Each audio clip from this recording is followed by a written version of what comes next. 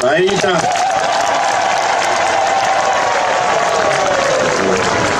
Saita naiga.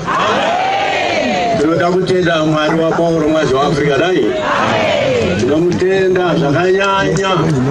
Takapedzwa. Takabva pano rini zviya kugumisira. Takagumisa kubva pano rini 2019. Hamuna kubata bedzi, makabatisisa. Kureva kuti taona kuti isu takadai Priesthood Council, chechi yapo mwazi waAfrica ine vatendi vanoziya potse kupfuura isu vatungamiri vacho. Zvino zvataona kuti chechi yenyu munoita zvakadaro, ndabisa Priesthood pano kuti ikuvimbisei kuti ichakuchengetera chechi yenyu kusvika Jesu achidini. Nyangwe munhu akauya nehelikopta, nyangwe akauya nemagonyeti, nyangwe munhu akauya nechinyi, mwana unoda pfuma here? Unoda chechi.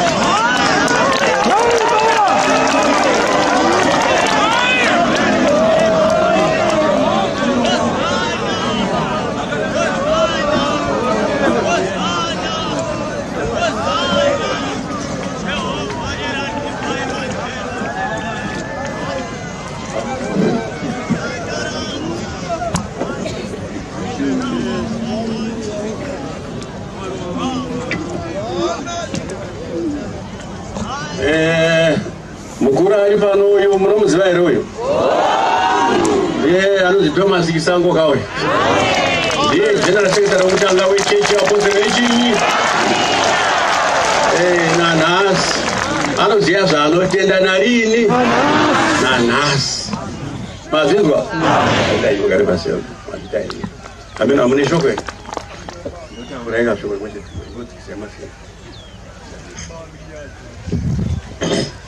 Afrika yedu, Afrika. Ndio tenda sikuru nishiona sisosei. Nishitali nishiona kuzunguzwa nema kulenga sinotara kunanyika. Sinokana magadai. Chafamba tine tario yokuchengeta munhu wakatumwa naMwari.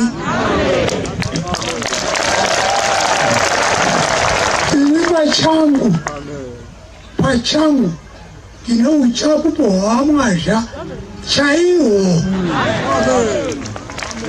wama tichitanga tiri kuMethodist